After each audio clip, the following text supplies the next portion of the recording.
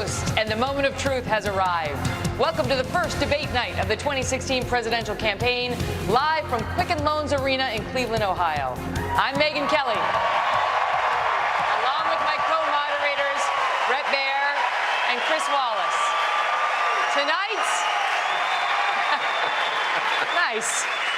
Tonight, thousands of people here in the queue, along with millions of voters at home, will get their very first chance to see the candidates face off in a debate, answering the questions you want answered.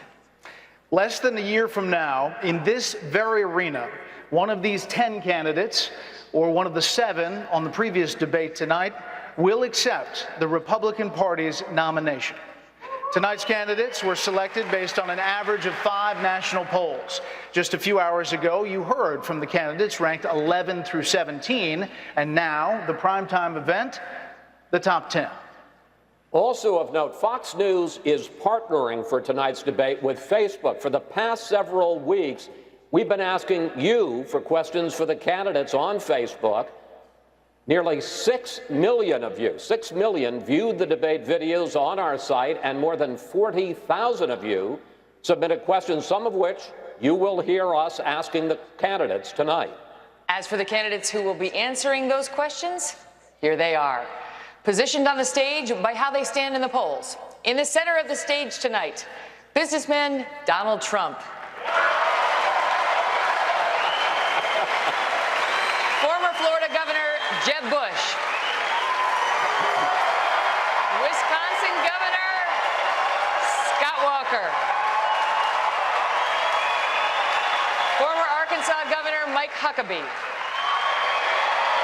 Neurosurgeon Dr. Ben Carson. Texas Senator Ted Cruz. Florida Senator Marco Rubio. Kentucky Senator Rand Paul. New Jersey Governor Chris Christie. And your very own Governor of Ohio, John Kasich.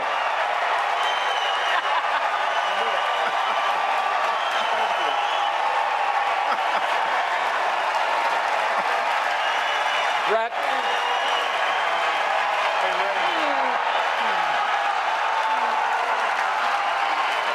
Bret, I think you would call that a home field advantage. It might be. It might be. We'll see. Listen, the rules. I feel some objections coming. It might be. The rules for tonight are simple. 1 minute for answers, 30 seconds for follow-ups, and if a candidate runs over, you'll hear this. Pleasant, no? We also have a big crowd here with us tonight in the home of the Cavaliers, as I mentioned. And while we expect them to be enthusiastic, as you heard, we don't want to take anything away from the valuable time for the candidates. So we're looking for somewhere between a reaction to a LeBron James dunk and the Cleveland Public Library across the street. Somewhere there we'll find a balance tonight. Without further ado, let's begin. Gentlemen, we know how much you love hand-raising questions. So we promise this is the only one tonight, the only one. Is there anyone on stage, and can I see hands, who is unwilling tonight to pledge your support to the eventual nominee of the Republican Party and pledge to not run an independent campaign against that person? Again, we're looking for you to raise your hand now. Raise your hand now if you won't make that pledge tonight. Mr. Trump. So, Mr. Trump, to be clear, you're standing on a Republican primary debate. I fully understand. The place where the RNC will give the nominee the nod. I fully understand. And that experts say an independent run would almost certainly hand the race over to Democrats and likely another Clinton. You can't say tonight that you can make that pledge. I cannot say. I have to respect the person that if it's not me, the person that wins. If I do win and I'm leading by quite a bit, that's what I want to do. I can totally make that pledge. If I'm the nominee, I will pledge I will not run as an independent. But and I am discussing it with everybody, but I'm talking about a lot of leverage. We want to win, and we will win. But I want to win as the Republican. I want to run as the Republican nominee. So tonight you can't say if another one of these. This is what's wrong. I mean, Okay. This is what's wrong. He buys and sells politicians of all stripes. He's already, Dr. Paul. hey, look, he's already hedging his bet on the Clintons, okay? So if he doesn't run as a Republican, maybe he supports Clinton or maybe runs as an independent. Okay. But I'd say that he's already hedging his bets because he's used to buying politicians. Well, I've given him just- plenty of money. Just to be clear, you can't make the, we're going to move on. You're not going to make the pledge tonight. I will not make the pledge at this time. Okay. All right. That's what. Gentlemen, our first round of questions is on the subject of electability in the general election. And we start tonight with you, Dr. Carson. You are a successful neurosurgeon, but you admit that you have had to study up when it comes to foreign policy, saying there's a lot to learn. Your critics say that your inexperience shows. You suggested that the Baltic states are not a part of NATO, and just months ago you were unfamiliar with the major political parties and government in Israel. And domestically, you thought Alan Greenspan had been Treasury Secretary instead of Federal Reserve Chair. Aren't these basic mistakes, and don't they raise legitimate questions about whether you are ready to be president? Well, I could take issue with all of those things, but we don't have time. But I will say we have a debate here tonight, and we will have an opportunity to explore those areas. And I'm looking very much forward to demonstrating that, in fact, the thing that is probably most important is having a brain and to be able to figure things out and learn things very rapidly. So, you know, experience comes from a large number of different arenas. And America became a great nation early on, not because it was flooded with politicians, but because it was flooded with people who understood the value of personal responsibility, hard work, creativity, innovation, and that's what will get us on the right track now as well. Senator Rubio, when Jeb Bush announced his candidacy for presidency, he said this: there's no passing off responsibility when you're a governor, no blending into the legislative crowd. Could you please address Governor Bush across the stage here and explain to him why you, someone who has never held executive office, are better prepared to be president than he is, a man who you say did a great job running your state of Florida for 8 years? Well, thank you for the question, Chris, and it's great to be here tonight. Let me begin by saying this. I'm not new to the political process. I was making a contribution as the Speaker of the third largest and most diverse state in the country well before I even got into the Senate. I would add to that this election cannot be a resume competition. It's important to be qualified, but if this election is a resume competition, then Hillary Clinton's going to be the next president, because she's been in office and in government longer than anybody else running here tonight. Here's what this election better be about. This election better be about the future, not the past. It better be about the issues our nation and the world is facing today, not simply the issues we once faced. This country is facing an economy that has been radically transformed. You know, the largest retailer in the country, in the world today, Amazon, doesn't even own a single store, and these changes have been disruptive. They have changed people's lives. The jobs that once sustained our middle class, they either don't pay enough or they are gone, and we need someone that understands that as our nominee. If I'm our nominee, how is Hillary Clinton going to lecture me about living paycheck to paycheck? I was raised paycheck to paycheck. How is she going to lecture me? How is she going to lecture me about student loans? I owed over $100,000 just 4 years ago. If I'm our nominee, we will be the party of the future. Governor Bush, you have insisted that you're your own man. You say you have a life experience uniquely your own, not your father's, not your brother's. But there are several opponents on this stage who get big applause lines in early voting states with this line, quote, "The last thing the country needs is another Bush in the Oval Office." So do you understand the real concern in this country about dynastic politics? Absolutely, I do. And I'm going to run hard, run with heart, and run to win. I'm going to have to earn this. Maybe the bar is even higher for me. That's fine. I've got a record in Florida. I'm proud of my dad, and I'm certainly proud of my brother. In Florida, they call me Jeb because I earned it. I cut taxes every year, totaling $19 billion. We balanced every budget. We went from $1 billion of reserves to $9 billion of reserves. We were one of 2 states that went to AAA bond rating. They call me Vito Corleone because I vetoed 2,500 separate line items in the budget. I'm my own man. I governed as a conservative, and I governed effectively. And the net effect was, during my 8 years, 1.3 million jobs were created. We left the state better off because I applied conservative principles in a purple state the right way, and people rose up. Thank you, sir. Mr. Trump, one of the things people love about you is you speak your mind and you don't use a politician's filter. However, that is not without its downsides, in particular when it comes to women. You've called women you don't like fat pigs, dogs, slobs, and disgusting animals. Your Twitter account Only has Rosie several... O'Donnell. No, it wasn't. Your Twitter account...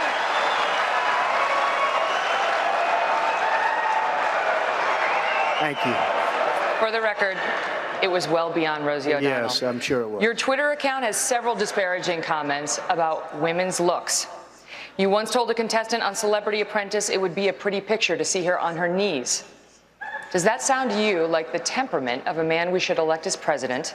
And how will you answer the charge from Hillary Clinton, who is likely to be the Democratic nominee, that you are part of the war on women? I think the big problem this country has is being politically correct. I've been challenged by so many people, and I don't frankly have time for total political correctness. And to be honest with you, this country doesn't have time either. This country is in big trouble. We don't win anymore. We lose to China. We lose to Mexico, both in trade and at the border. We lose to everybody. And frankly, what I say, and oftentimes it's fun, it's kidding, we have a good time, what I say is what I say. And honestly, Megyn, if you don't like it, I'm sorry. I've been very nice to you, although I could probably maybe not be based on the way you have treated me, but I wouldn't do that. But you know what? We need strength, we need energy, we need quickness, and we need brain in this country to turn it around. That I can tell you right now. Senator Cruz, your colleague, Senator Paul, right there next to you, said a few months ago he agrees with you on a number of issues, but he says you do nothing to grow the party. He says you feed red meat to the base, but you don't reach out to minorities. You have a toxic relationship with GOP leaders in Congress. You even called the Republican Senate leader, Mitch McConnell, a liar recently. How can you win in 2016 when you're such a divisive figure? Chris, I believe the American people are looking for someone to speak the truth. If you're looking for someone to go to Washington, to go along, to get along, to agree with the career politicians in both parties who get in bed with the lobbyists and special interests, then I ain't your guy. There is a reason that we have $18 trillion in debt. Because as conservatives, as Republicans, we keep winning elections. We got a Republican House, we got a Republican Senate, and we don't have leaders who honor their commitments. I will always tell the truth and do what I said I would do. Governor Christie, you're not exactly the darling of conservatives. You tout your record as a Republican governor in a blue state. On Facebook, the most people talking about you, not surprisingly, come from your state of New Jersey, and one of the top issues they are talking about is the economy. This may be why. Under your watch, New Jersey has undergone 9 credit rating downgrades. The state's 44th in private sector growth. You face an employee pension crisis, and the Garden State has the 3rd highest foreclosure rate in the country. So why should voters believe that your management of the country's finances would be any different? If you think it's bad now, you should have seen it when I got there. Fact is, in the 8 years before I became governor, taxes and fees were raised at the state level 115 times. In the 8 years before I became governor, spending was increased 56%. And in the 8 years before I became governor, there was zero net private sector job growth in New Jersey. Zero for 8 years. So what did we do? We came in, we balanced an $11 billion deficit on a $29 billion budget by cutting over 800 programs in the state budget. We brought the budget into balance with no tax increases. In fact, we vetoed 5 income tax increases during my time as governor. We cut business taxes $2.3 billion, and we cut regulation by 1/3 of what my predecessor put in place. And what's happened since? 192,000 new private sector jobs in the 5.5 years I've been governor. We have a lot of work to do in New Jersey, but I am darn proud of how we've brought our state back. Thank you, Governor. Governor Walker, you've consistently said that you want to make abortion illegal, even in cases of rape, incest, or to save the life of the mother. You recently signed an abortion law in Wisconsin that does have an exception for the mother's life, but you are on record as having objected to it. Would you really let a mother die rather than have an abortion? And with 83% of the American public in favor of a life exception, are you two out of the mainstream on this issue to win the general election? Well, I'm pro-life. I've always been pro-life. And I've got a position I think is consistent with many Americans out there in that I believe that that is an unborn child that's in need of protection out there. And I've said many a time that that unborn child can be protected, and there are many other alternatives that will also protect the life of that mother. That's been consistently proven. Unlike Hillary Clinton, who has a radical position in terms of support for Planned Parenthood, I defunded Planned Parenthood more than 4 years ago, long before any of these videos came out. I've got a position that's in line with everyday America.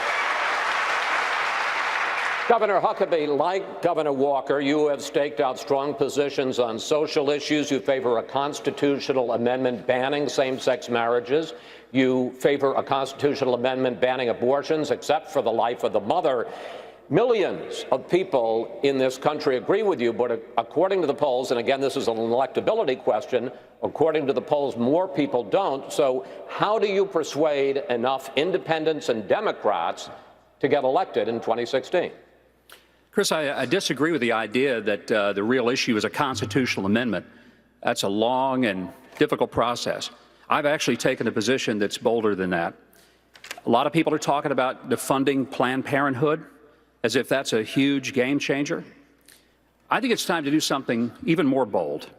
I think the next president ought to invoke the 5th and 14th Amendments to the Constitution, now that we clearly know that that baby inside the mother's womb is a person at the moment of conception. The reason we know that it is because of the DNA schedule that we now have clear scientific evidence on.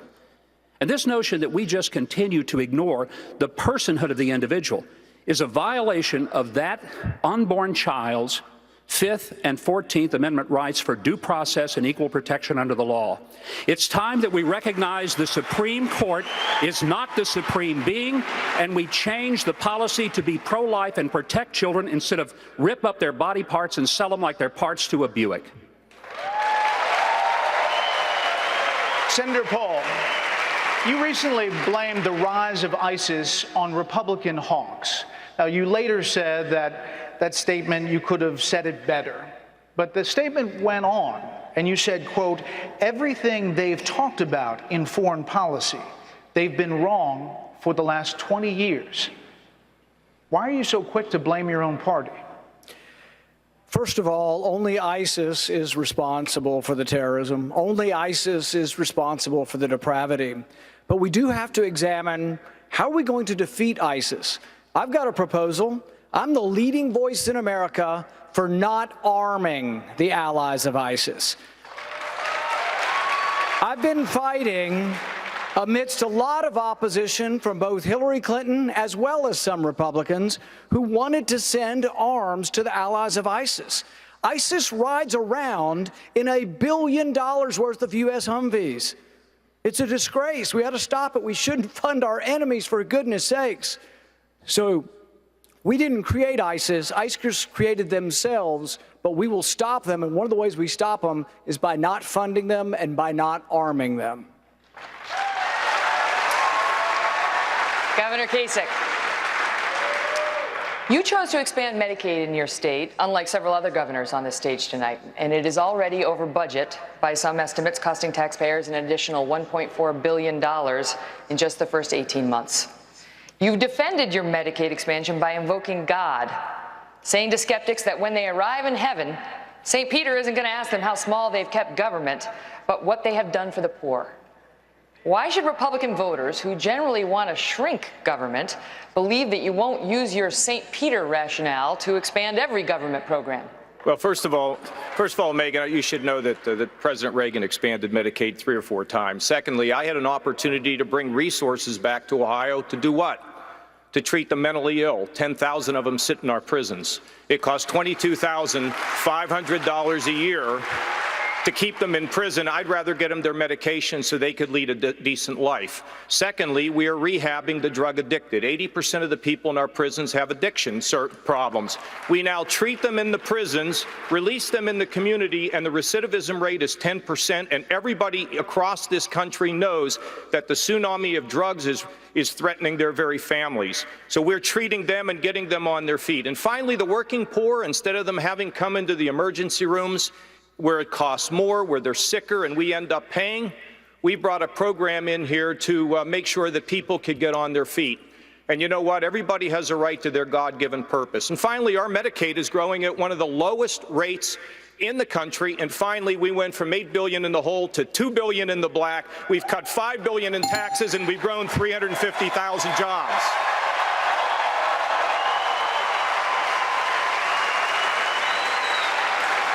Gentlemen, we're turning to a new subject that all of you have been talking about and some of you have been disagreeing about, and that is the issue of immigration. Governor Bush, you released a new plan this week on illegal immigration, focusing on enforcement, which some suggest is your effort to show that you're not soft on that issue. I want to ask you about a statement that you made last year about illegal immigrants, and here's what you said. They broke the law, but it's not a felony. It's an act of love. It's an act of commitment to your family. Do you stand by that statement, and do you stand by your support for earned legal status? I do. I believe that the great majority of people coming here illegally have no other option. They want to provide for their family. But we need to control our border. It's our responsibility to pick and choose who comes in. So I've written a book about this, and yes, this week I did come up with a comprehensive strategy that really mirrored what we said in the book, which is that we need to deal with E-Verify, we need to deal with people that come with a legal visa and overstay, we need to be much more strategic on how we deal with border enforcement, border security, we need to eliminate the sanctuary cities in this country. It is ridiculous and tragic that people are dying because of the fact that local governments are not following the federal law. There's much to do. And I think rather than talking about this as a wedge issue, which Barack Obama's done now for 6 long years, the next president, and I hope to be that president, will fix this once and for all so that we can turn this into a driver for high sustained economic growth. And there should be a path to earn legal status for those that are here. Not amnesty. Earn legal status, which means you pay a fine and do many things over an extended period of time. Thank you, sir. Mr. Trump, it has not escaped anybody's notice that you say that the Mexican government is sending criminals, rapists, drug dealers across the border. Governor Bush has called those remarks, quote, extraordinarily ugly. I'd like you're right next to him, talk to him directly and say how you respond to that. And you have repeatedly said that you have evidence that the Mexican government is doing this, but that you have evidence you have refused or declined to share. Why not use this first Republican presidential debate to share your proof with the American people? So if it weren't for me, you wouldn't even be talking about illegal immigration, Chris. You wouldn't even be talking about it. This was not a subject that was on anybody's mind until I brought it up at my announcement, and I said Mexico is sending. Except the reporters, because they're a very dishonest lot, generally speaking, in the world of politics, they didn't cover my statement the way I said it. The fact is, since then, Many killings, murders, crime, drugs pouring across the border, our money going out and the drugs coming in. And I said, we need to build a wall, and it has to be built quickly. And I don't mind having a big, beautiful door in that wall so that people can come into this country legally. But we need, Jeb, to build a wall. We need to keep illegals out. Mr. Trump, I'll give you 30 seconds. I'll give you 30 seconds to answer my question, which was, what evidence do you have, specific evidence, that the Mexican government is sending criminals across the border? 30 seconds. Border Patrol, I was at the border last week. Border Patrol people that I deal with, that I talk to, they say this is what's happening because our leaders are stupid, our politicians are stupid, and the Mexican government is much smarter, much sharper, much more cunning, and they send the bad ones over because they don't want to pay for them, they don't want to take care of them. Why should they when the stupid leaders of the United States will do it for them? And that's what's happening, whether you like it or not. All right. Obviously, there's a lot more to talk about this. We're going to have more questions for the candidates on illegal immigration, plus other key topics, including your questions on Facebook. What will be your plan on making immigration easier for those that want to do it legally?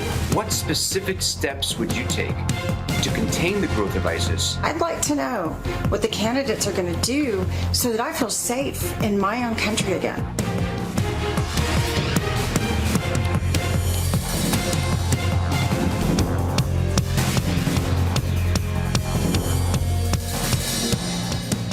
Welcome back to Fox News Facebook Republican Debate Night. We're going to continue the questions now on illegal immigration. We kind of ended with a cliffhanger there, so let's continue the conversation. Governor Kasich, I know you don't like to talk about Donald Trump, but I do want to ask you about the merit of what he just said. When you say that the American government is stupid, that the Mexican government is sending criminals, that we're being bamboozled, is that an adequate response to the question of illegal immigration? Chris, first of all, I was just saying to Chris Christie, they say we're outspoken. We need to take lessons from Donald Trump if we're really going to learn it. Hey, here's the thing about Donald Trump. Donald Trump's hitting a nerve in this country. He is. He's hitting a nerve. People are frustrated. They're fed up. They don't think the government is working for them. And for people that want to just tune him out, they're making a mistake. Now, he's got his solutions. Some of us have other solutions. You know, look, I balanced the federal budget as one of the chief architects when I was in Washington. Hadn't been done since. I was a military reformer. I took the state of Ohio from an $8 billion hole and a 350,000 job loss to a $2 billion surplus and a gain of 350,000 jobs. Respectfully, can we talk about illegal immigration? But the point is that we all have solutions. Mr. Trump is touching a nerve because people want the wall to be built. They want to see an end to illegal immigration. They want to see it, and we all do. But we all have different ways of getting there, and you're going to hear from all of us tonight about what our ideas are. All right. Well, Senator Rubio, let me see if I can do better with you. Yeah.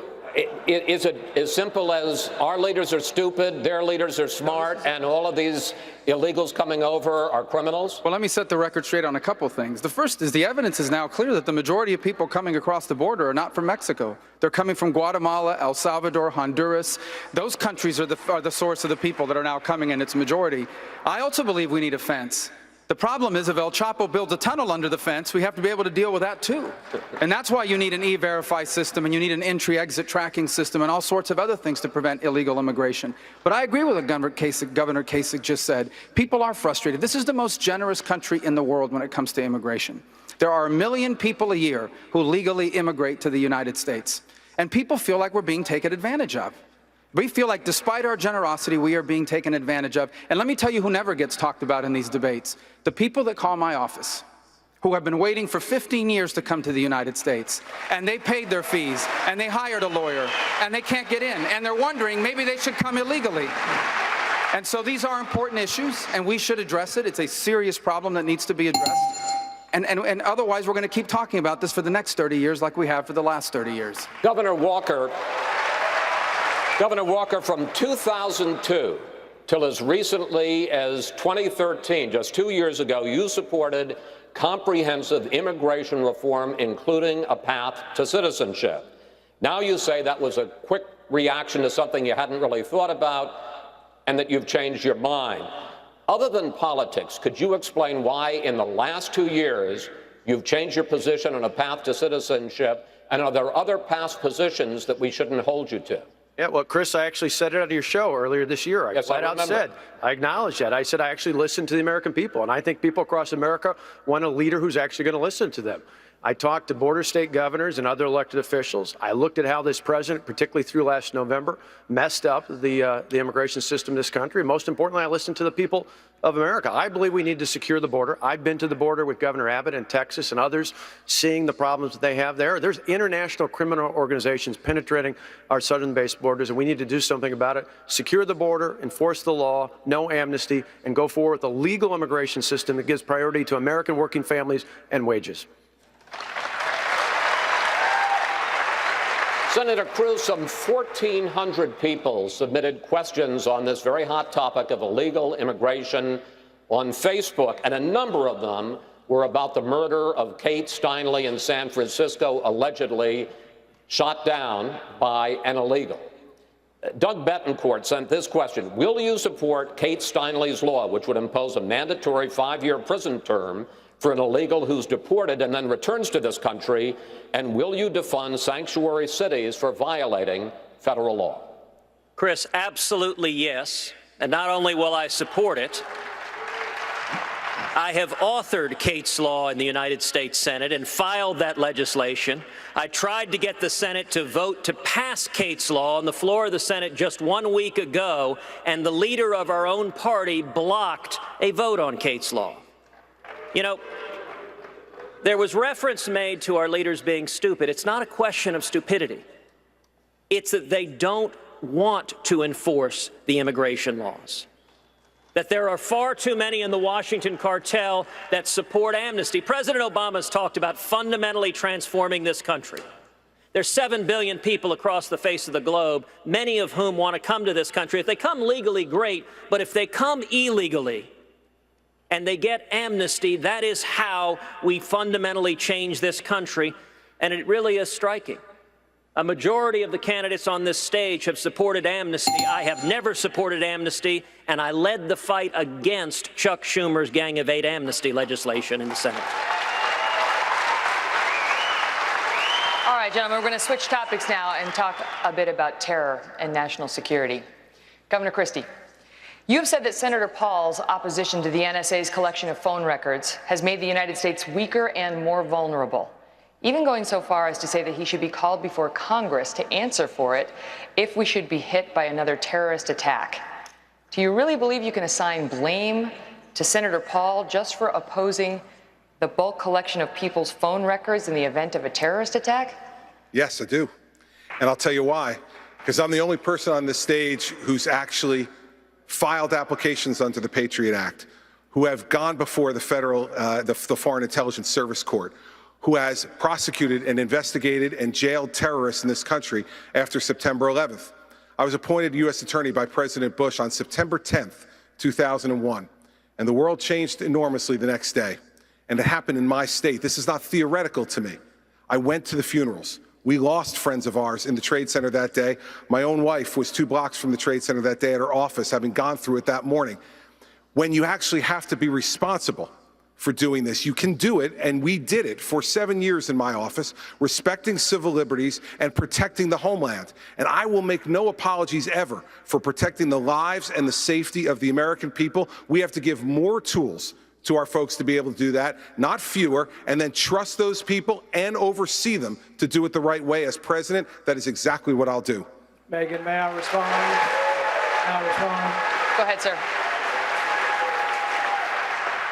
I want to collect more records from terrorists, but less records from innocent Americans.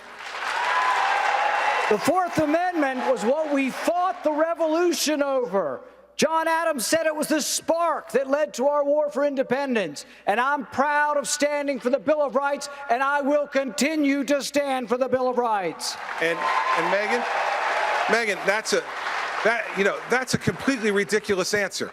I want to collect more records from terrorists, but less records from other people. How are you supposed to know, Megan? Use the Fourth Amendment. How are you supposed Use to? the Fourth No, I'll tell you how you get a warrant. Let me tell you something. Get a judge to sign a warrant. Go Senator. ahead, wait, Governor Christie, make your point. Listen, Senator, when you're sitting in a subcommittee just blowing hot air about this, you can say things like that. When you're responsible for protecting the lives of the American people, then what you need to do is to make sure that you use the system the way it's supposed to work. Here's the problem, Governor. You fundamentally misunderstand the Bill of Rights.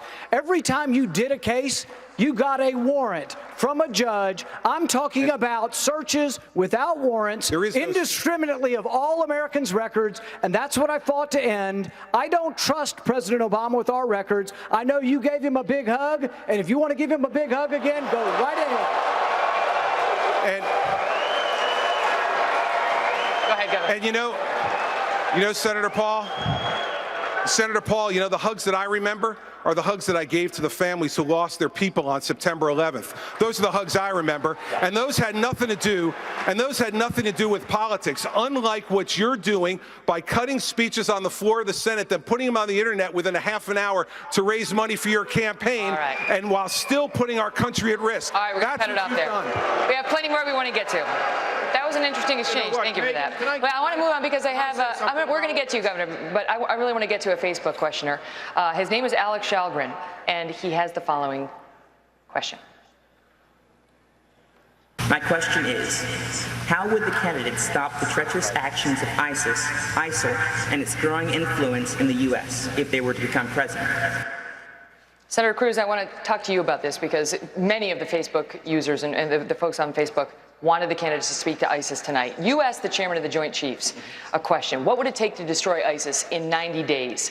He told you ISIS will only be truly destroyed once they are rejected by the populations in which they hide.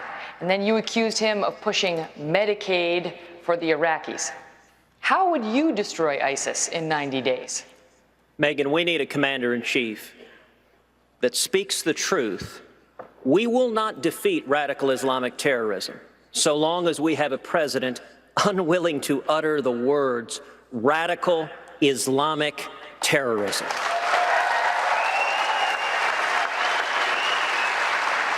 When I asked General Dempsey, the chairman of the Joint Chiefs, what would be required militarily to destroy ISIS, he said there is no military solution. We need to change the conditions on the ground so that young men are not in poverty and susceptible to radicalization.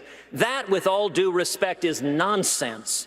It's the same answer the State Department gave, that we need to give them jobs. What we need is a commander-in-chief who makes clear, if you join ISIS, if you wage jihad on America, then you are signing your death warrant. You don't see it as an ideological problem? An ideological problem in addition to a military one.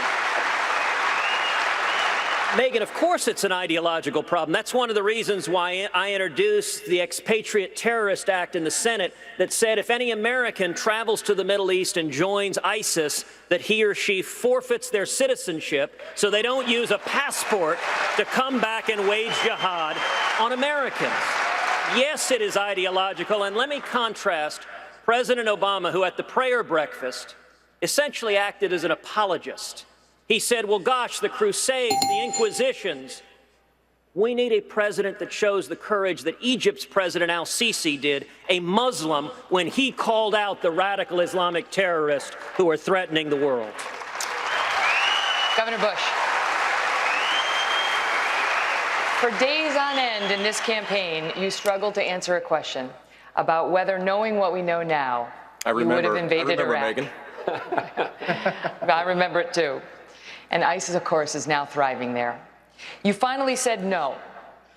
To the families of those who died in that war, who say they liberated a country and deposed a ruthless dictator, how do you look at them now and say your brother's war was a mistake? Knowing what we know now, with faulty intelligence and not having security be the first priority when we invaded, it was a mistake. I wouldn't have gone in. However, For the people that did lose their lives and the families that suffered because of it, I know this full well, because as governor of the state of Florida, I called every one of them that I could find, to tell them that I was praying for them, that I cared about them, and it was really hard to do. And every one of them said that their child did not die in vain, or their wife or husband did not die in vain. And so why it was difficult for me to do it was based on that. Here's the lesson that we should take from this, which relates to this whole subject. Barack Obama became president, and he abandoned Iraq. He left, and when he left, Al-Qaeda was done for. ISIS was created because of the void that we left. And that void now exists as a caliphate the size of Indiana. To honor the people that died, we need to stop the Iran agreement for sure, because the Iranian mullahs have their blood on their hands, and we need to take out ISIS with every tool at our disposal. Governor Walker, in February you said that we needed to gain partners in the Arab world. Which Arab country not already in the U.S.-led coalition has the potential to be our greatest partner? What about additional ones? We need to focus on the ones we have. You look at Egypt, probably the best relationship we've had in Israel, at least in my lifetime, incredibly important. You look at the Saudis. In fact, earlier this year, I met with Saudi leaders and leaders from the United Arab Emirates, and I asked them, what's the greatest challenge in the world today? Set aside the Iran deal. They said it's the disengagement of America. We are leading from behind under the Obama-Clinton doctrine. America's a great country. We need to stand up and start leading again. And we'd have allies not just in Israel, but throughout the Persian Gulf.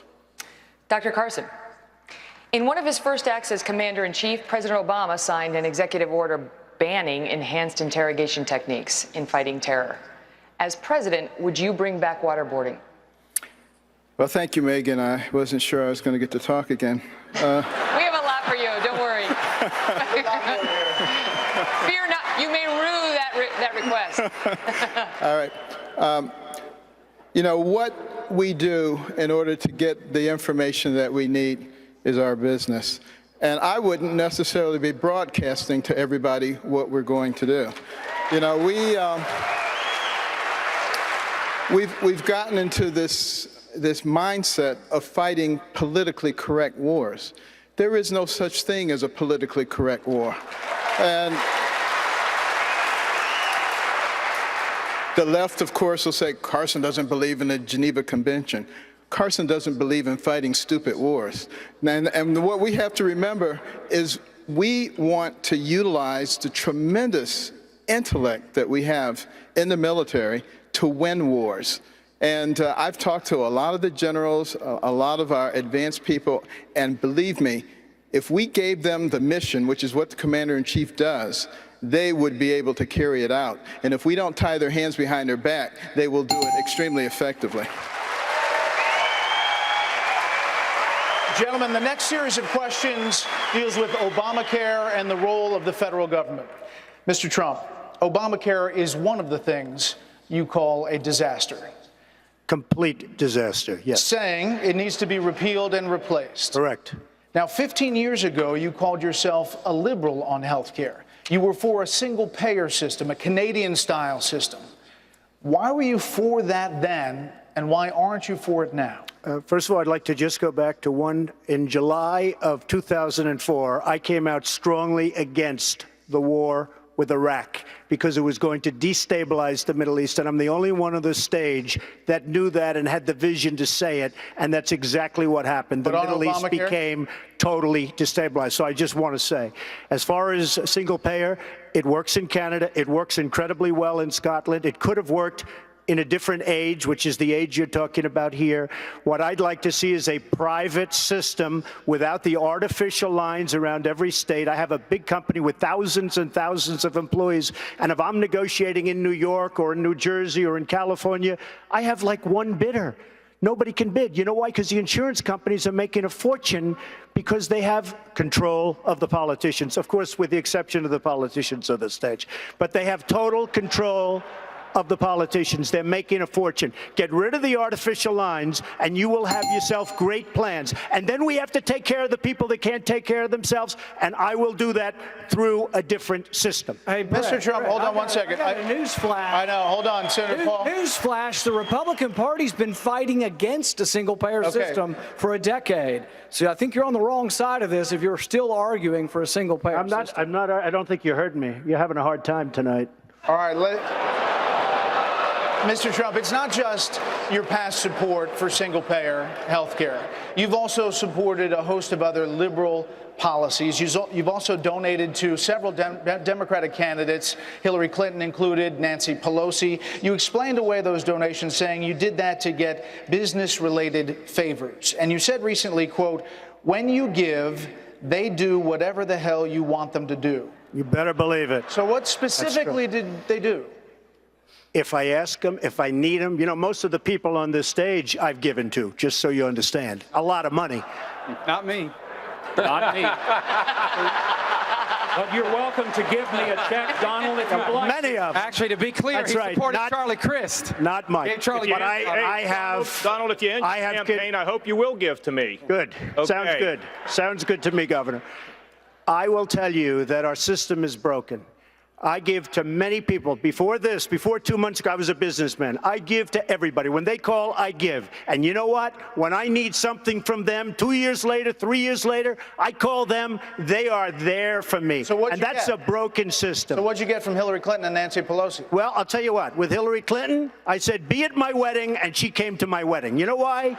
She had no choice because I gave. I gave to a foundation that, frankly, that foundation is supposed to do good. I didn't know her money would be used on private jets going all over the world. It was. But okay? Mr. Trump, thank you. Hold on. We're gonna move on. We'll come back to you, Governor Walker. Just 1 second on this, though. We spend a lot of time talking about Hillary Clinton and pitting us back and forth. Let's be clear. We should be talking about Hillary Clinton on that last subject, because everywhere in the world that Hillary Clinton touched is more messed up today than before she and the We have many questions to come. Many questions to come. Governor Huckabee, on Facebook, John Pritzrioni asks this: will you abolish or take away the powers and cut the size of the EPA, the IRS, the Department of Education? Now, broadly, the size of government is a big concern for Facebook users, Facebook persons, as well as obviously conservatives. But year after year, decade after decade, there are promises from Republicans to shrink government. But year after year, decade after decade, it doesn't happen. In fact, it gets bigger even under Republican politicians. So the question is, at this point, is the government simply too big for any one person, even a Republican, to shrink? It's not too big to shrink. But the problem is we have a Wall Street to Washington axis of power that has controlled the political climate. The donor class feeds the political class, who does the dance that the donor class wants. And the result is federal government keeps getting bigger. Every person on this stage who has been a governor will tell you that the biggest fight they had was not the other party, wasn't even the legislature. It was the federal government, who continually put mandates on the states that we had to suck up and pay for. And the fact is, there are a lot of things happening at the federal level that are absolutely beyond the jurisdiction of the Constitution. This is power that should be shifted back to the states, whether it's the EPA. There is no role at the federal level for the Department of Education. And I'm still one who says that we can get rid of the Internal Revenue Service if we would pass the fair tax, which is a tax on consumption, rather than a tax on people's income, and move power back where the founders believed it should have been all along. Dr. Carson, Dr. Carson, do you agree with that? What I agree with is that we need a significantly changed taxation system. And the one that I've advocated is based on tithing, because I think God's a pretty fair guy. And he said, you know, if you give me a tithe, it doesn't matter how much you made. If you had a bumper crop, you don't owe me triple tithes, and you had no crops at all, you don't owe me no tithes. So there must be something inherently fair about that, and that's why I've advocated a proportional tax system. You make $10 billion, you pay $1 billion. You make $10, you pay $1, and everybody gets treated the same way. And you get rid of the deductions, you get rid of all the loopholes. And Governor Bush. And I have a lot more to say about it. We're going to come back to you, Dr. Carson. Governor Bush, you are one of the few people on this stage who advocates for Common Core education standards, reading and math. A lot of people on this stage vigorously oppose federal involvement in education. They say it should all be handled locally. President Obama's Secretary of Education, Arne Duncan, has said that most of the criticism of Common Core is due to a, quote, fringe group of critics. Do you think that's accurate? No, I don't, and I don't believe the federal government should be involved in the creation of standards directly or indirectly, the creation of curriculum or content. That is clearly a state responsibility. I'm for higher standards, measured in an intellectually honest way, with abundant school choice, ending social promotion, and I know how to do this because as governor of the state of Florida, I created the first statewide voucher program in the country, the second statewide voucher program in the country, and the third statewide voucher program in the country. And we had rising student achievement across the board because high standards, robust accountability, ending social promotion in third grade, real school choice across the board, challenging the teachers union and beating them is the way to go. And Florida's low-income kids had the greatest gains. Inside the country, our graduation rate improved by 50%. That's what I'm for. Senator Rubio, why is Governor Bush wrong on Common Core? Well, first of I, too, believe in curriculum reform. It's critically important in the 21st century. We do need curriculum reform, and it should happen at the state and local level. That is where educational policy belongs, because if a parent is unhappy with what their child is being taught in school, they can go to that local school board or their state legislature or their governor and get it changed. Here's the problem with Common Core. The Department of Education, like every federal agency, will never be satisfied. They will not stop with it being a suggestion. They will turn it into a mandate. In fact, what they will begin to say to local communities is, you will not get federal money unless you do things the way we want you to do it, and they will use Common Core or any other requirements that exist nationally to force it down the throats of our people in our states. And you agree with your old friend? He's definitely my friend, and I think the states ought to create these standards. And if states want to opt out of Common Core, fine. Just make sure your standards are high. Because today in America, a third of our kids, after we spend more per student than any country in the world other than a couple of rounding errors, to be honest with you, 30% are college and or career ready. If we are going to compete in this world we're in today, there's no possible way we can do it with lowering expectations and dumbing down everything. Children are going to suffer and families' hearts are going to be broken that their kids won't be able to get a job in the 21st century. We have many more questions coming on a host of topics here from Quicken Loans Arena in Cleveland. Stay with us. What would make you stand out as the best choice for the Republican nomination? How do you intend to go about student loan reform? What will be the first thing you will do to stimulate economic growth in our country and bring more jobs to the United States?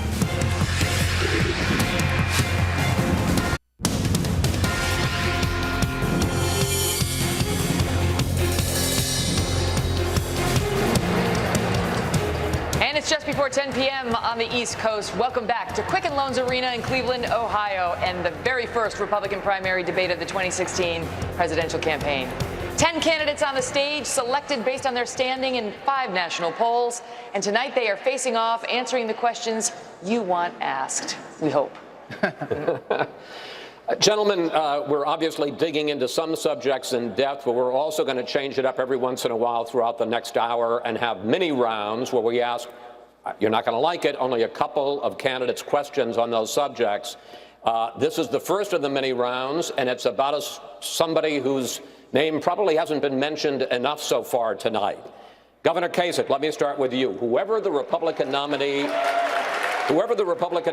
is, it looks, at least for now, like whoever that nominee is, he or she, will be facing off against Hillary Clinton. You know how she will come after whoever the Republican nominee is. She will say that you, whoever it is, support the rich while she supports the middle class, that you want to suppress the rights of women and minorities. She wants to move the country forward while you, the Republicans, want to take the country back to the past.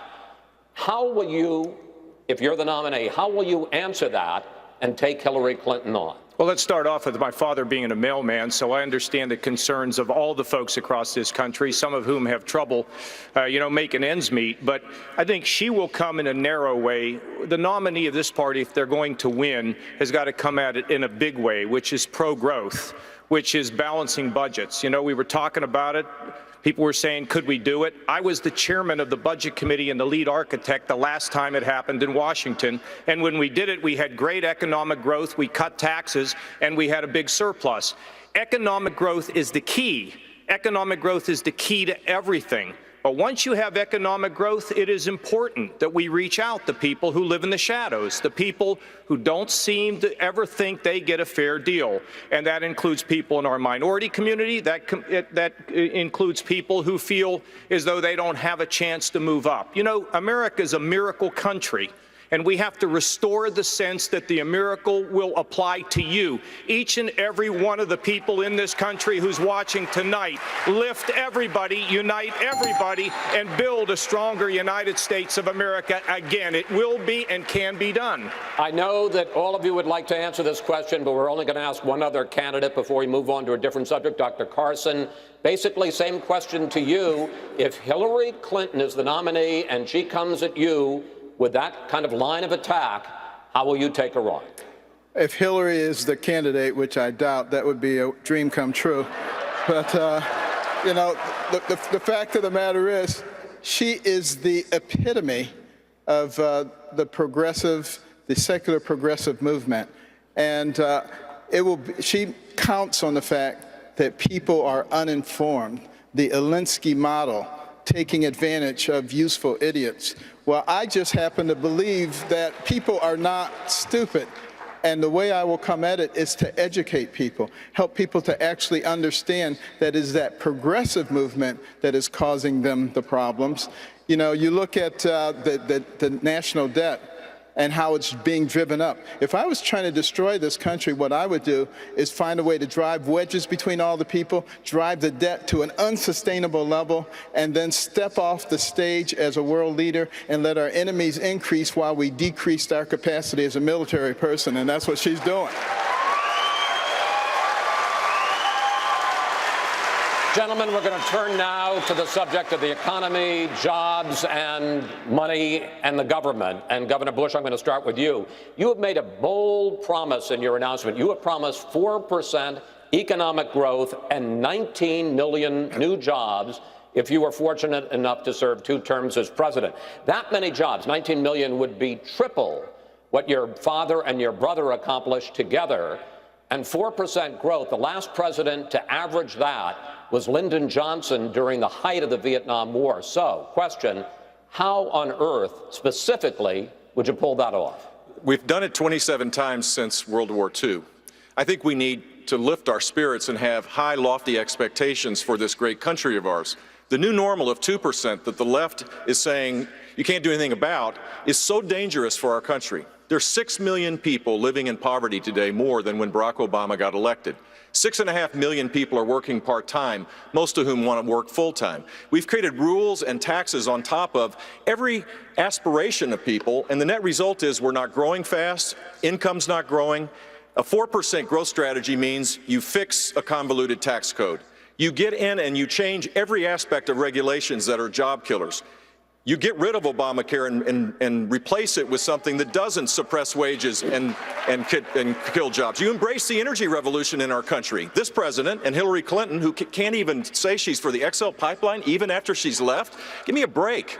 Of course we're for it. We should be for these things to create high sustained economic growth. And frankly, fixing our immigration system and turning it into an economic driver is part of this as well. We can do this. Governor Walker, when you ran for governor of Wisconsin back in 2010, you promised that you would create 250,000 jobs in your first term, first 4 years. In fact, Wisconsin added barely half that and ranked 35th in the country in job growth. Now you're running for president and you're promising an economic plan in which everyone will earn a piece of the American dream. Given your record in Wisconsin, why should voters believe you? Well, the voters in Wisconsin elected me last year for the third time because they wanted someone who aimed high, not aimed low. Before I came in, the unemployment rate was over 8%. It's now down to 4.6%. We've more than made up for the jobs that were lost during the recession. And the rate in which people are working is almost 5 points higher than it is nationally. You know, people like Hillary Clinton think you grow the economy by growing Washington. One report last year showed that 6 of the top 10 wealthiest counties in America were in or around Washington, D.C. I think most of us in America understand that people, not the government, creates jobs. And one of the best things we can do is get the government out of the way, repeal Obamacare, rein in all the out-of-control regulations, put in place an all-the-above energy policy, give people the education and skills that they need to succeed, and lower the tax rate and reform the tax code. That's what I'll do as president, just like I did in Wisconsin. Governor Christie, I want to engage you and Governor Huckabee in a subject that is a big issue in both of your campaigns, and that is entitlement reform. You say that to save the system, you want to raise the retirement age, have to raise the retirement age, and to cut benefits for Social Security and Medicare. And you say that some of the candidates here on the stage are lying. Governor Huckabee says he can save Social Security and Medicare without doing any of that. Is he lying? No, he's not lying. He's just wrong. I mean, so there's a difference. Listen, I'm the only guy on this stage who's put out a detailed 12-point plan on entitlement reform, and here's why. Because 71% of federal spending right now is on entitlements and debt service. 71%. And we have spent the last hour and 5 minutes talking about the other 29%, and no time on the 71%. And that makes no sense.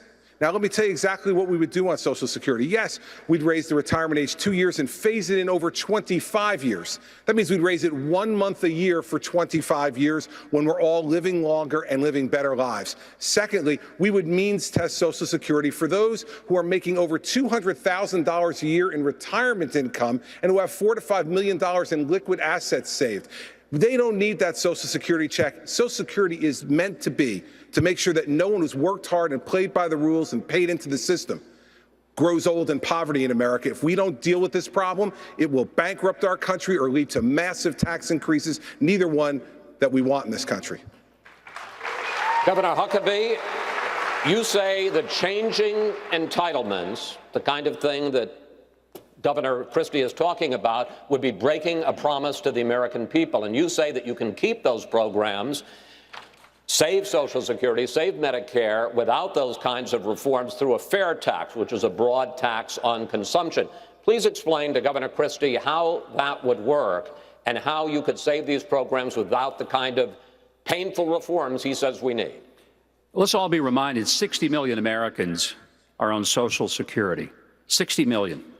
A third of those people depend on 90% of their income from Social Security. Nobody in this country is on Social Security because they made the decision when they were starting work at 14 that they wanted to entrust some of their money with the government. The government took it out of their check whether they wanted them to or not. And if a person goes to 65, they're going to spend 51 years with the government reaching into their pocket at every paycheck. Now, here's the point. Whose fault is it that the system is screwed up?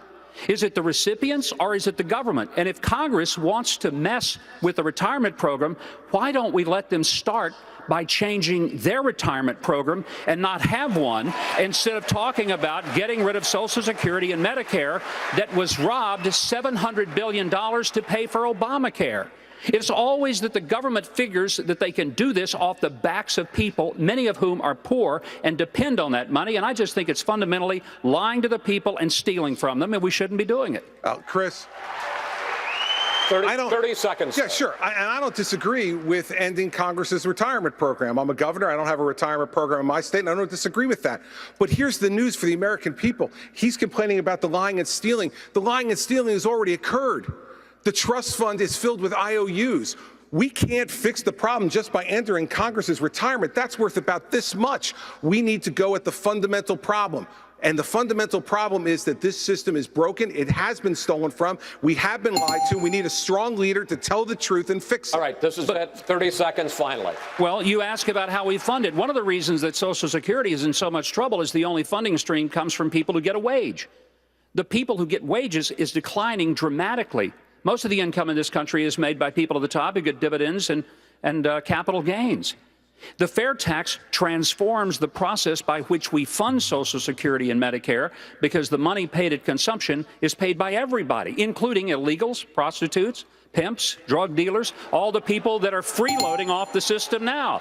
That's why it ought to be a transformed system. All right, enough. Mr. Trump. Getting a little R-rated. Mr. Trump, you talk a lot about how you are the person on this stage to grow the economy. I want to ask you about your business record. Trump corporations, casinos and hotels, have declared bankruptcy 4 times over the last quarter century. In 2011, you told Forbes magazine this: "I've used the laws of the country to my advantage." But at the same time, financial experts involved in those bankruptcies say that lenders to your companies lost billions of dollars. Question, sir, with that record, why should we trust you to run the nation's business? Because I have used the laws of this country, just like the greatest people that you read about every day in business have used the laws of this country, the chapter laws, to do a great job for my company, for myself, for my employees, for my family, etc. I have never gone bankrupt, by the way. I have never. But out of hundreds of deals, but sir, excuse me, that's your line, but your companies have gone bankrupt. Out of what am I saying? Out of hundreds of deals that I've done, hundreds, on 4 occasions, I've taken advantage of the laws of this country, like other people. I'm not going to name their names because I'm not going to embarrass, but virtually every person that you read about on the front page of the business sections, they've used the law. The difference is when somebody else uses those laws, nobody writes about it. When I use it, they say, oh, Trump, Trump, Trump. The fact is, I built a net worth of more than $10 billion. I have a great, great company. I employ thousands of people, and I'm very proud of the job I did. Again, Chris, hundreds and hundreds of deals. 4 times I've taken advantage of the laws, and frankly, so has everybody else in my position. Well, sir, let's just talk about the latest example, which is Trump Entertainment Resorts, which went bankrupt in 2009. In that case alone, lenders to your company lost over $1 billion, and more than 1,100 people were laid off. Well, is that the way that you run the country? Let me just tell you about the lenders. First of all, these lenders aren't babies. These are total killers. These are not the nice, sweet little people that you think, okay? You know, I mean, you're living in a world of the make-believe, Chris. You want to know the truth. And I had the good sense to leave Atlantic City, which, by the way, Caesars just went bankrupt. Every company, Chris can tell you, every company virtually in Atlantic City went bankrupt. Every company. And let me just tell you, I had the good sense, and I've gotten a lot of credit in the financial pages. 7 years ago, I left Atlantic City before it totally cratered, and I made a lot of money in Atlantic City, and I'm very proud of it. I want to tell you that. Very, very proud of it. Senator, and by the way, this country right now owes $19 trillion, and they need somebody like me to straighten out that mess. Senator Rubio, more than 3,000 people sent us questions about the economy and jobs on Facebook, and here is a video question from Tanya Sialko from Philadelphia. Here she is. Please describe one action you would do to make the economic environment more favorable for small businesses and entrepreneurs and anyone dreaming of opening their own business. That's a great question. Senator, how do you answer Tanya? That's a great question. First of all, it begins by having leaders that recognize that the economy we live in today is dramatically different from the one we had 5 years ago. It's an economy that now has placed us in global competition with dozens of other countries around the world. Now, the big companies that have connections with Washington, they can affect policies to help them. But the small companies like the one Tanya's talking about, they're the ones that are struggling. The first thing we need to do is we need to even out the tax code for small businesses so that we lower their tax rate to 25%, just as we need to lower it for all businesses.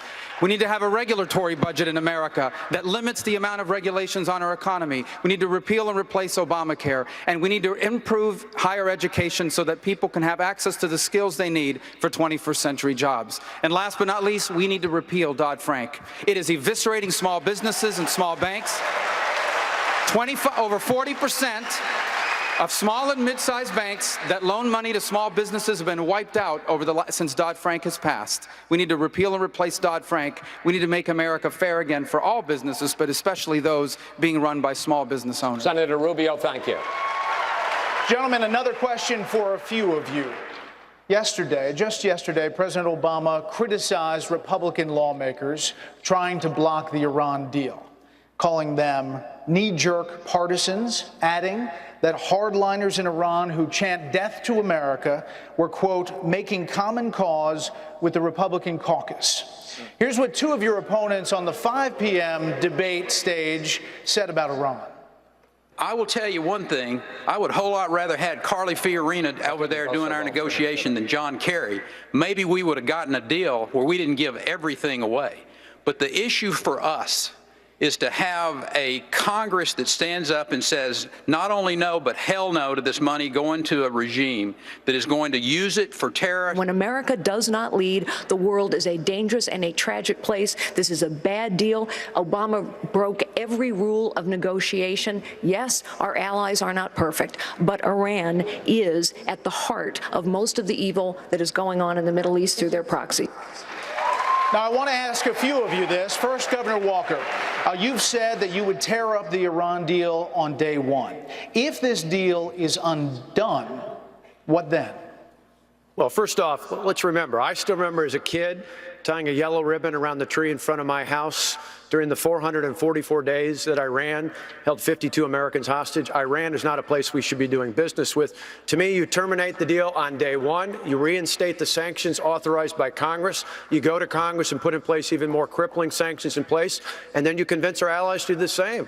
This is not just bad with Iran. This is bad with ISIS. It is tied together, and once and for all, we need a leader who's going to stand up and do something about it. It's yet another example of the failed foreign policy of the Obama-Clinton doctrine. Senator Paul, would you tear up the deal on day one? I oppose the Iranian deal and will vote against it. I don't think that the president negotiated from a position of strength, but I don't immediately discount negotiations. I'm a Reagan conservative. Reagan did negotiate with the Soviets, but you have to negotiate from a position of strength, and I think President Obama gave away too much too early. If there's going to be a negotiation, you're going to have to believe somehow that the Iranians are going to comply. And I asked this question to John Kerry. I said, do you believe they're trustworthy? And he said, no. And I said, well, how are we going to get them to comply? I would have never released the sanctions before there was consistent evidence of compliance. Governor Huckabee, what do you think about what Senator Paul just said? Ronald Reagan said trust but verify. President Obama is trust but vilify. He trusts our enemies and vilifies everyone who disagrees with him. And the reason we disagree with him has nothing to do with party. It has to do with the incredibly dangerous place that this world is going to be as a result of a deal in which we got nothing. We didn't even get 4 hostages out. We got nothing. And Iran gets everything they want. We said we would have anywhere, anytime negotiations and inspections. We gave that up. We said that we would make sure that they didn't have any nuclear capacity. We gave that up. The president can't tell us what we got. I'll tell you what the world got. The world has a burgeoning nuclear power that didn't, as the Soviets, say we might defend ourselves in a war. What the Iranians have said is, we will wipe Israel off the face of the map, and we will bring death to America. When someone points a gun at your head and loads it, by God, you ought to take them seriously, and we need to take that seriously. Thank you, gentlemen. Well, the first debate night of the 2016 presidential campaign continues from Cleveland after a short timeout. Stick around. Social Issue, next.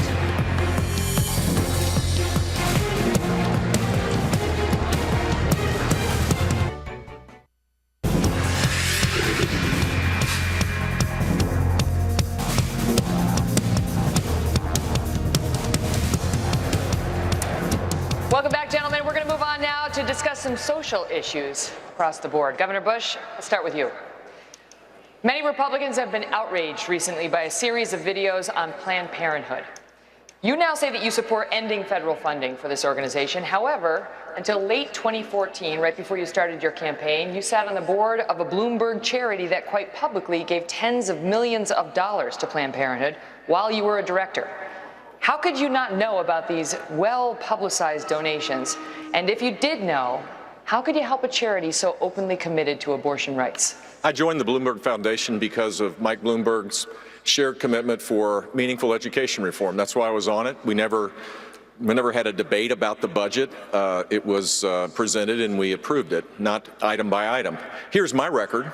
As governor of the state of Florida, I defunded Planned Parenthood. I created a culture of life in our state. We were the only state to appropriate money for crisis pregnancy centers. We expanded dramatically the number of adoptions out of our foster care system. We did parental notification laws. We ended partial birth abortion.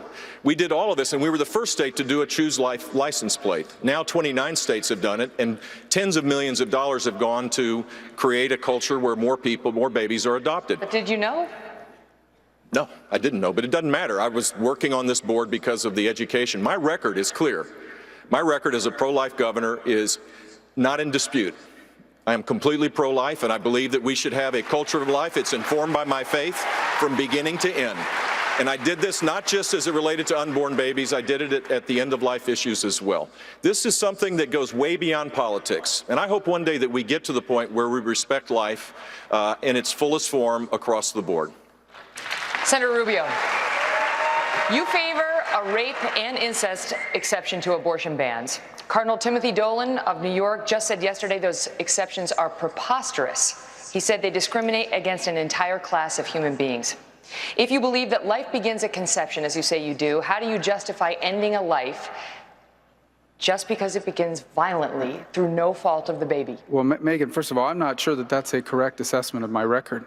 I would go on to add that I believe all human life. You don't favor a rape and an incest exception? I have never said that, and I have never advocated that. What I have advocated is that we pass a law in this country that says all human life at every stage of its development is worthy of protection. In fact, I think that law already exists.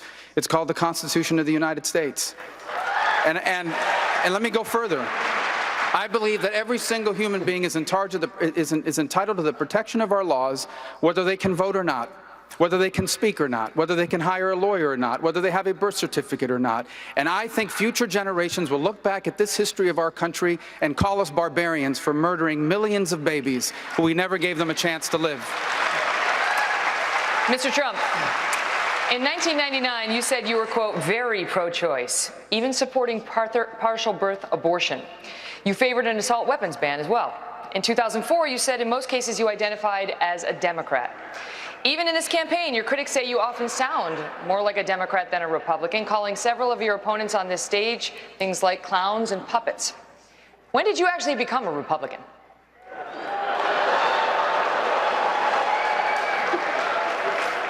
I don't think they like me very much.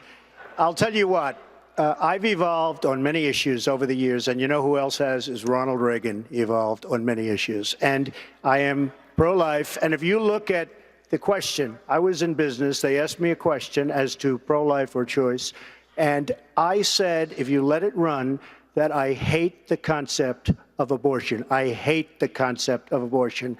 And then since then, I've very much evolved. And what happened is friends of mine years ago were going to have a child, and it was going to be aborted, and it wasn't aborted, and that child today is a total superstar, a great, great child. And I saw that, and I saw other instances, and I am very, very proud to say that I am pro-life. As far as being a Republican is concerned, I come from a place, New York City, which is virtually, I mean, it's almost exclusively Democrat. And I have really started to see some of the negatives. As an example, and I have a lot of liking for this man, but the last number of months of his brother's administration were a catastrophe, and unfortunately, those few months gave us President Obama, and you can't be happy about that. Governor Bush, I want to ask you, on the subject of name-calling of your fellow candidates, a story appeared today quoting an anonymous GOP donor who said you called Mr. Trump a clown, a buffoon, something else that cannot be repeated on television. None of which is true. Is it true? No, it's not true. But I have said that Mr. Trump's language is divisive. I want to win. I want one of these people here, or the ones at 5 o'clock, to be the next president of the United States. We're not going to win by doing what Barack Obama and Hillary Clinton do each and every day, dividing the country, creating a grievance kind of environment. We're going to win when we unite people with a hopeful, optimistic message. I have that message because I was a governor of a state that saw people lifted up because we had high sustained economic growth. Our economy grew at double the rate of the nation. We created 1.3 million jobs. We led the nation 7 out of those 8 years. We were only one of 2 states that went to AAA bond rating. I cut taxes $19 billion. If you do that and apply conservative principles the right way, you create an environment where everybody rises up. That's how we're going to win, campaigning in places to give people hope that their life is better because too many people are suffering today in America. Mr. Trump, 30 seconds. Well, first of all, Jeb, I am very happy that you denied that, and I appreciate that very much. I mean, he's a true gentleman. He really is. The one thing he did say about, and I mean that, the one thing he did say about me, however, was my tone, and I also understand that.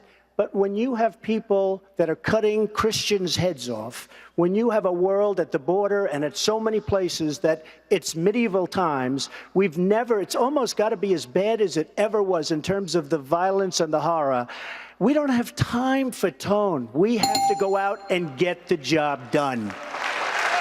Subject of gay marriage and religious liberty. Governor Kasich, if you had a son or daughter who was gay or lesbian, how would you explain to them your opposition to same-sex marriage?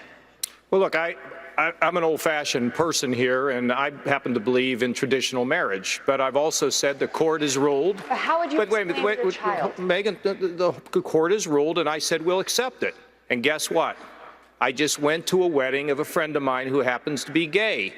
Because somebody doesn't think the way I do, doesn't mean that I can't care about them or I can't love them. So if one of my daughters happened to be that, of course I would love them and I would accept them, because you know what? That's what we're taught when we have strong faith. So issues like that are planted to divide us.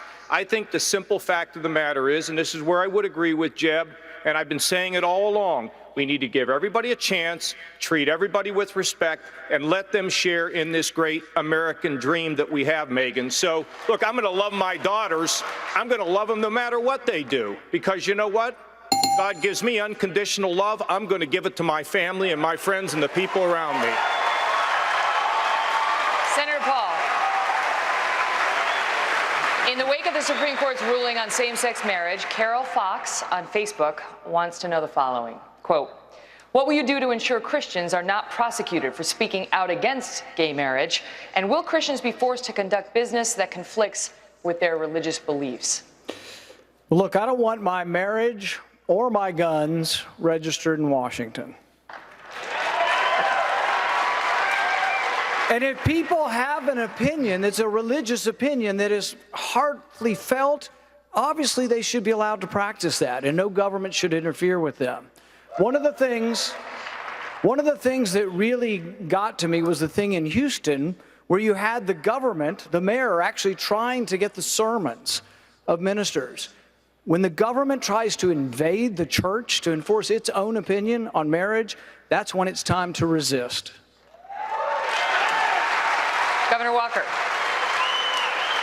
Many in the Black Lives Matter movement and beyond believe that overly aggressive police officers targeting young African Americans is the civil rights issue of our time.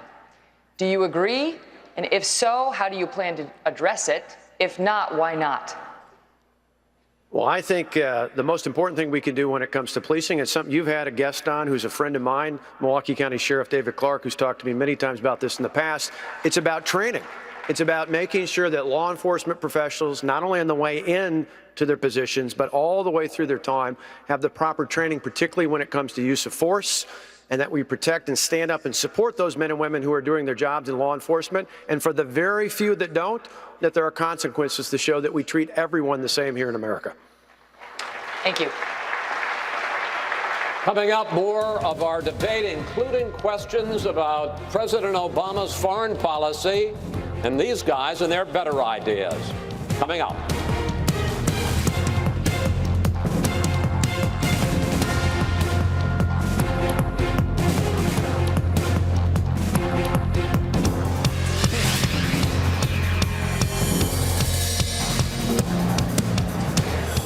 back to Cleveland. Our next topic is foreign policy. Candidates, you may not have seen the late developing news today. Our Fox Pentagon team broke earlier this evening about a top Iranian general traveling to Moscow to meet with Russian President Vladimir Putin.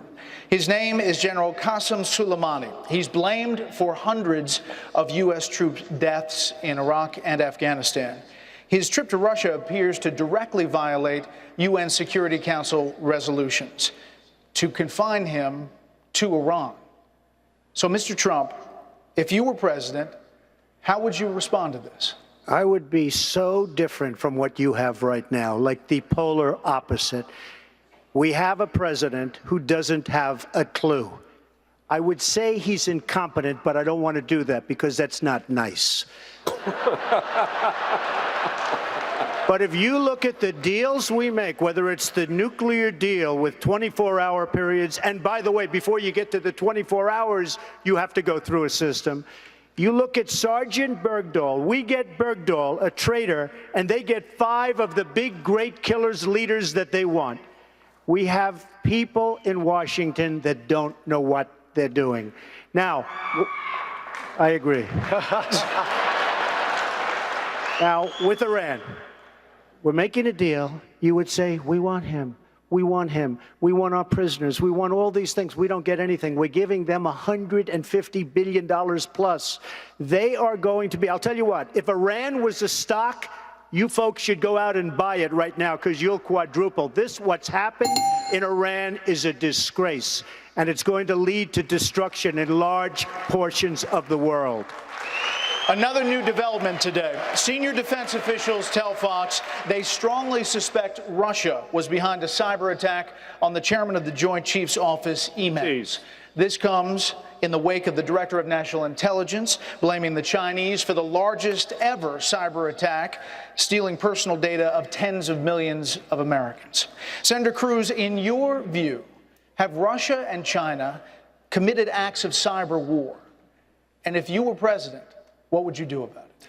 Well, Brett, of course they have. And over the last 6.5 years, we've seen the consequences of the Obama-Clinton foreign policy. Leading from behind is a disaster. We have abandoned and alienated our friends and allies, and our enemies are stronger. Radical Islam is on the rise. Iran's on the verge of acquiring a nuclear weapon. China is waging cyber warfare against America.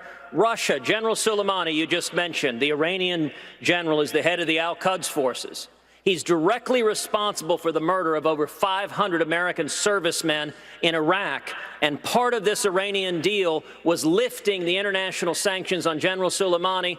The day General Soleimani flew back from Moscow to Iran was the day we believe that Russia used cyber warfare against the Joint Chiefs. We need a new commander-in-chief that will stand up to our enemies and that will have credibility. It is worth emphasizing that Iran released our hostages in 1981, the day Ronald Reagan was sworn into office. Dr. Carson, in August of 2012, President Obama famously declared that if Syrian President Bashar al-Assad used chemical weapons, quote, that's a red line for us, and that there would be enormous consequences. 1 year later, with overwhelming evidence that Assad had in fact used chemical weapons and crossed that red line, President Obama declined to use military force against the Assad regime. As president, would you have used military force there? Well, what we have to stop and think about is the fact that we have weakened ourselves militarily to such an extent that it affects all of our military policies. Our Navy is at its smallest size since 1917. Our Air Force since 1940. In recent testimony, the Commandant of the Marine Corps said half of the non-deployed units were not ready. And, the sequester is cutting the heart out of our personnel. Our generals are retiring because they don't want to be part of this. And at the same time, our enemies are increasing. Our friends can't trust us anymore. Ukraine was a nuclear-armed state. They gave away their nuclear arms with the understanding that we would protect them. We won't even give them offensive weapons. We turned our back on Israel, our ally. And in a situation like that, of course, Obama's not going to be able to do anything. I would shore up our military first, because if you don't get the military right, nothing else is going to work. Governor Walker, as president, what would you do if Russian President Vladimir Putin started a campaign to destabilize NATO allies Estonia, Latvia, Lithuania, mirroring the actions Putin took at the early days of Ukraine? Well, first off, per the cyber attack with Russia the other day, it's sad to think right now, but probably the Russian and Chinese government know more about Hillary Clinton's email server than do the members of the United States Congress. And that has put our national security at risk. If I'm president, he won't think about that. You know, Putin believes in the old Lenin adage that you probe with bayonets. When you find mush, you push. When you find steel, you stop. Under Obama and Clinton, we found a lot of mush over the last few years. We need to have a national security that puts steel in front of our enemies. I would send weapons to Ukraine. I would work with NATO to put forces on the eastern border of Poland and the Baltic nations. And I would reinstate and put in place back in the missile defense system that we had in Poland and in the Czech Republic. Governor we would find steel. Governor Huckabee, the culture of the American military is definitely changing. Women are moving into combat roles. Don't ask, don't tell has obviously been dropped. And now Defense Secretary Ashton Carter recently directed the military to prepare for a moment when it is welcoming transgender persons to serve openly. As Commander-in-Chief, how would you handle that? The military is not a social experiment. The purpose of the military is kill people and break things. It's not to transform the culture by trying out some ideas that some people think would make us a different country and more diverse. The purpose is to protect America. I'm not sure how paying for transgender surgery for soldiers, sailors, airmen, Marines makes our country safer. We've reduced the military by 25% under President Obama. The disaster is that we've forgotten why we have a military. The purpose of it is to make sure that we protect every American wherever that American is. And if an American is calling out for help, whether it's in Benghazi or at the border, then we ought to be able to answer it. We've not done that because we've decimated our military. We're flying B-52s. The most recent one that was put in service was November of 1962. A lot of the B-52s we're flying, we've only got 44 that are in service, combat ready. And the fact is, most of them are older than me. And that's pretty scary. Senator Paul, the first budget you proposed as senator cut all financial aid to Israel. You have since changed your view on that issue. What made you change your mind? Well, let's be clear. I'm the only one on the stage who actually has a 5-year budget that balances. I've put pencil to paper, and I've said I would cut spending, and I've said exactly where. Each one of my budgets has taken a meat axe to foreign aid because I think we ought to quit sending it to countries that hate us. I think we ought to quit sending it to countries that burn our flag. Israel's not one of those. But even Benjamin Netanyahu said that ultimately they will be stronger when they're independent. My position is exactly the same. We shouldn't borrow money from China to send it anywhere, but why don't we start with eliminating aid to our enemies? Okay, but you still say that Israel could be one of the countries that is cut from financial aid. I still say exactly what my original opinion is. Do you borrow money from China to send it to anyone? Out of your surplus, you can help your allies, and Israel is a great ally, and this is no particular animus of Israel. But what I will say, and I will say over and over again, we cannot give away money we don't have. We do not project power from bankruptcy court. We're borrowing $1 million a minute. It's got to stop somewhere. Governor Christie, what do you think of that answer?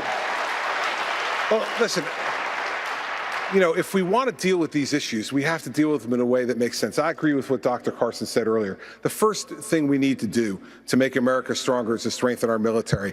And I put out a really specific plan. No less than 500,000 active duty soldiers in the Army. No less than 185,000 active duty Marines in the Marine Corps. Bring us to a 350-ship Navy again and modernize the Ohio-class of submarines and bring our Air Force back to 2,600 aircraft that are ready to go. Those are the kind of things that are going to send a clear message around the world. Those are the things that we need to start working on immediately to make our country stronger and make it better. Those are the things that we need to be able to be doing. And as we move towards dealing with foreign aid, I don't disagree with Senator Paul's position that we shouldn't be funding our enemies, but I absolutely believe that Israel is a priority to be able to fund and keep them strong and safe after 8 years of this administration. Governor, thank you. Brett, can I jump in on this one? Senator, we're going to finish up with some more questions. Thank you. We have to stand you by because after the break, we're going to let the candidates make their closing statements, their final thoughts, and God. Stay tuned for that.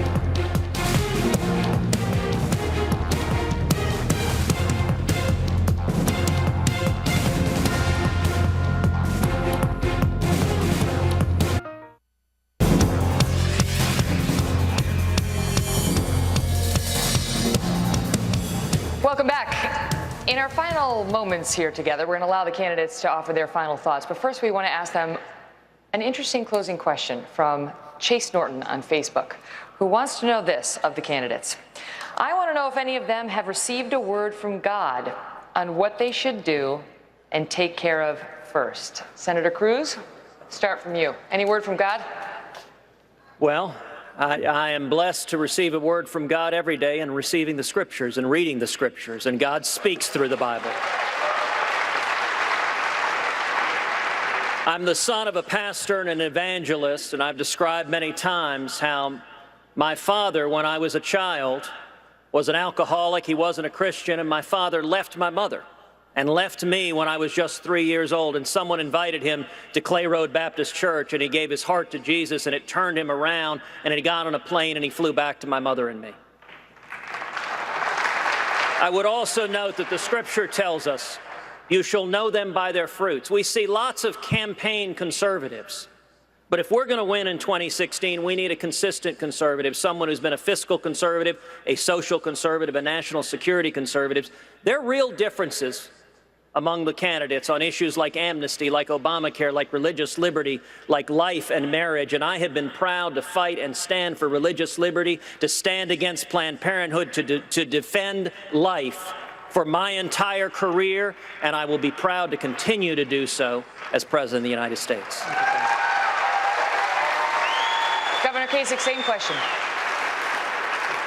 Well, Megan, my father was a mailman. His father was a coal miner. My mother's mother could barely speak English, and their son today stands on this podium in the great state of Ohio, not only as the governor, but a candidate for President of the United States. I do believe in miracles. You know, I've had a lot of elections, but my elections are really not about campaigns. I tell my people that these are about a movement. And a movement to do what? To restore common sense, a movement to do things like provide economic growth, and a movement not to let anybody be behind. You know, today the country's divided. You asked a question about the police and the difficulty in communities. We've got to unite our country again, because we're stronger when we are united, and we are weaker when we are divided. And we've got to listen to other people's voices, respect them, but keep in mind, and I believe in terms of the things that I've read in my lifetime, the Lord's not picking us, but because of how we respect human rights, because that we are a good force in the world, He wants America to be strong, He wants America to succeed, and He wants America to lead. And nothing's more important to me than my family, my faith, and my friends. Governor Walker, same question. Well, thanks, Megan. I'm certainly an imperfect man, and it's only by the blood of Jesus Christ that I've been redeemed from my sins. So I know that God doesn't call me to do a specific thing. God hasn't given me a list, the 10 commandments, if you will, of things to act on the first day. What God calls us to do is follow His will. And ultimately, that's what I'm going to try and do. And I hope people have seen in my state, even in the big challenges I took on when I had over 100,000 protesters in and around our Capitol trying to do what I thought was the right thing, it wasn't just how I took on those political battles. It was ultimately how I acted, not responding in kind, not lashing out, but just being decent going forward and living my life in a way that would be a testimony to Him and His faith, and our faith. Senator Rubio, I want to ask you the same question, but I do want to mention a woman just came here to the stage and asked, what about the veterans? I want to hear more about what these candidates are going to do for our nation's veterans. So I put the question to you about God and the veterans, which you may find to be related. Well, first let me say I think God has blessed us. He's blessed the Republican Party with some very good candidates. The Democrats can't even find one.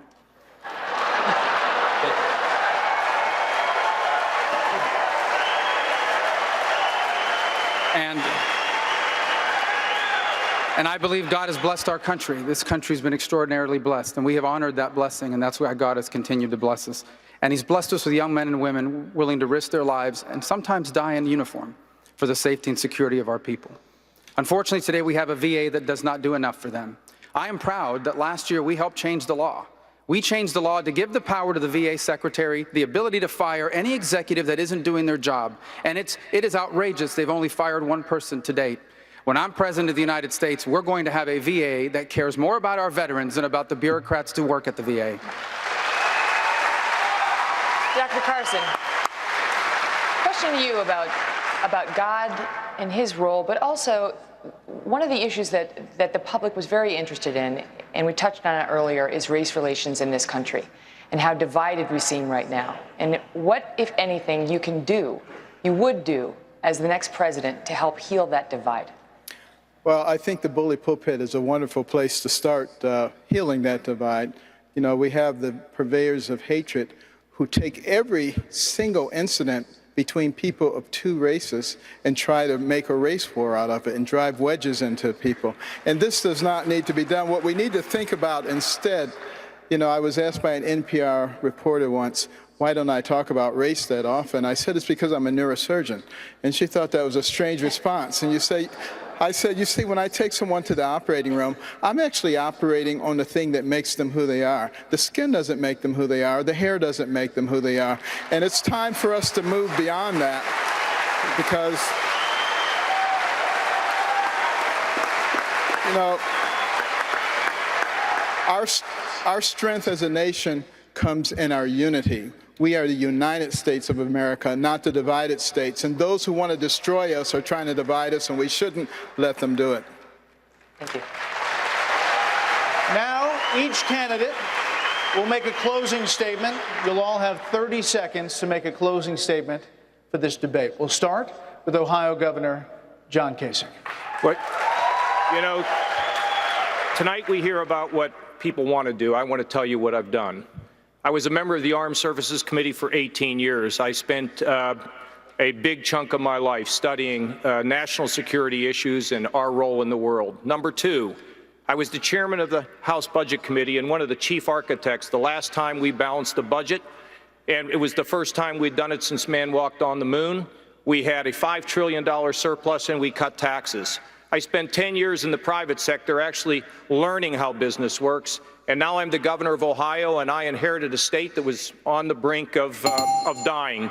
And we've turned it all around with jobs and balanced budgets and rising credit and tax cuts, and the state is unified, and people have hope again in Ohio. Governor Christie. Well, thank you, Megan. Listen, I was born into a middle-class family in New Jersey. My dad came home from serving in the Army after having lost his father, worked in the Breyers ice cream plant in Newark, New Jersey, and was the first person to graduate from college, put himself through college at night. My mom was the secretary. I was appointed United States Attorney on September 10th, 2001, and spent the next 7 years of my career fighting terrorism and putting terrorists in jail. I'm a conservative, pro-life governor in a state where it's really tough to be both. In a state like New Jersey with lots of Democrats, but still we cut taxes, we balanced budgets, we fought the teachers union. This president has had weak leadership, which has led to bad choices. We got to stop worrying about being loved and start worrying about being respected, and that's exactly how I'll lead our country. Senator Paul, closing statement. I'm a different kind of Republican. I've introduced a 5-year balanced budget. I've introduced the largest tax cut in our history. I stood for 10.5 hours on the Senate floor to defend your right to be left alone. But I've also gone to Chicago, I've gone to Detroit, I've been to Ferguson, I've been to Baltimore, because I want our party to be bigger, better, and bolder, and I'm the only one that leads Hillary Clinton in 5 states that were won by President Obama. I'm a different kind of Republican. Senator Marco Rubio. Thank you. You know, both of my parents were born into poor families on the island of Cuba. They came to America because it was the only place where people like them could have a chance. Here in this country, they never made it big, but the very purpose of their life was to give us the chance to do all the things they never could.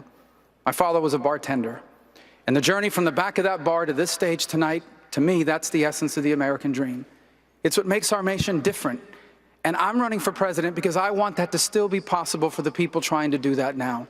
I run for president because I believe that we can't just save the American dream, we can expand it to reach more people and change more lives than ever before. And that's why I'm asking for your vote, so we can make America greater than it's ever been and make of this century a new American century. Thank you, Senator. Senator Ted Cruz. If I am elected president, let me tell you about my first day in office. The first thing I intend to do is to rescind every illegal and unconstitutional executive action taken by Barack Obama. The next thing I intend to do is instruct the Department of Justice to open an investigation into these videos and to prosecute Planned Parenthood for any criminal violations. The next thing I intend to do is instruct the Department of Justice and the IRS to start persecuting religious liberty. I then intend to cancel the Iran deal and finally move the U.S. Embassy in Israel to Jerusalem. I will keep my word. My father fled Cuba, and I will fight to defend liberty because my family knows what it's like to lose it. Dr. Carson, closing statement. Well, I haven't said anything about me being the only one to do anything, so let me try that. I'm the only one to separate Siamese twins. The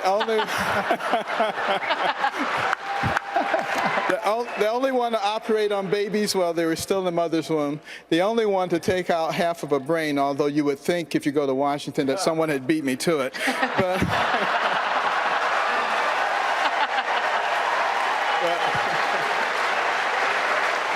But I'm very hopeful that I'm not the only one who's willing to pick up the baton of freedom, because freedom is not free and we must fight for it every day. Every one of us must fight for it because we're fighting for our children and the next generation.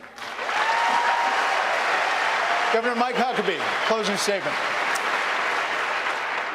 It seems like this election has been a whole lot about a person who's very high in the polls, but doesn't have a clue about how to govern, a person who has been filled with scandals and who could not lead. And of course, I'm talking about Hillary Clinton.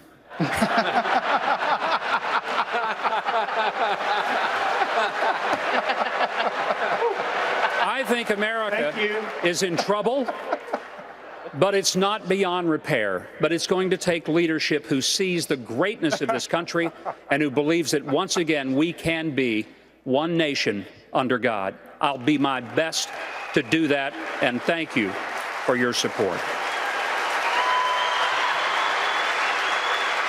Governor Scott Walker. Thanks. I'm a guy with a wife and 2 kids and a Harley. One article called me aggressively normal. I ran for governor because I was worried about my kids' future. Then I took on the big government union bosses, and we won. They tried to recall me, and we won. They targeted us again, and we won. We balanced the budget, cut taxes, and turned our state around with big, bold reforms. It wasn't too late for Wisconsin, and it's not too late for America. That's why I asked for your vote. Governor Bush, closing statement, sir. Here's what I believe. I believe we're at the verge of the greatest time to be alive in this world. But Washington is holding us back. How we tax, how we regulate. We're not embracing the energy revolution in our midst, a broken immigration system that has been politicized rather than turning it into an economic driver. We're not protecting and preserving our entitlement system or reforming for the next generation. All these things languish while we have politicians in Washington using these as wedge issues. Here's my commitment to you, because I did it as Florida. We can fix these things. We can grow economically and restore America's leadership in the world so that everybody has a chance to rise up.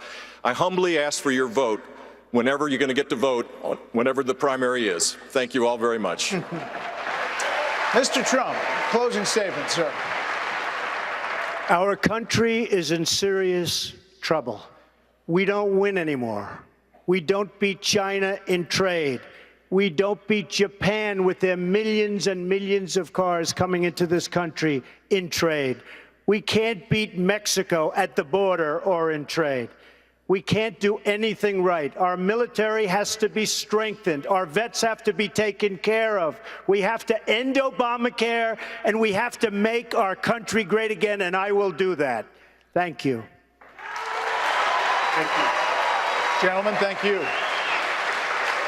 It's over. That's it. You relieved?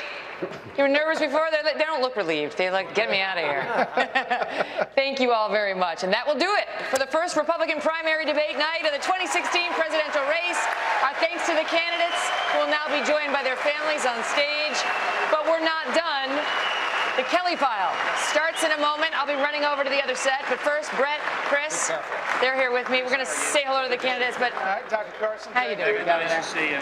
We're going to have a little chit-chat today. Great to see you, Doc.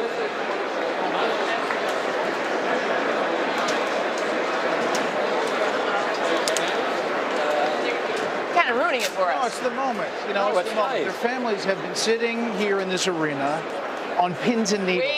Way more nervous than these guys. Way more nervous. You know, waiting for every answer, waiting for everything, and now, you know, they get up, they get their hugs, they get their kisses. It's got to be a big relief. I mean, they're only human, right? Just to get this over with. Can I also say that at the risk of sounding Pollyanna-ish, I actually think all 10 candidates did quite well. Look at Senator Cruz. Oh, look at this. Look at Senator Cruz. but I think they all handled themselves well. I thought they all made their points. You know, they all had moments, Chris. They Absolutely. all had some moment on some issue, and they really ran the gamut as far as the different issues. We've been working in that cocoon You know for what a long else? time. They were all very respectful. Here comes one of them now. Senator, thank you. Thank you, guys. Thank you, Senator. Hi. Hey, Thank you for great to being see here. you. Thank you. From 10 years ago. West Miami City Commission. Hello, Mrs. Rubio. How are you? If you can't hear at home, Senator Rubio's mocking Chris Wallace. That's fun. That's always it's always good for a laugh. That's good. Look at all these families up here. Well, listen. It's a nice moment because they duke it out, but then at the end, they're friendly. This has been fun. We're one down. One down. That is it for us. Governor Bush, good to see you. We are. We're still on. That's it for us. Kelly And File. guess what? The Kelly File starts Starts right now. Let's see if I make it.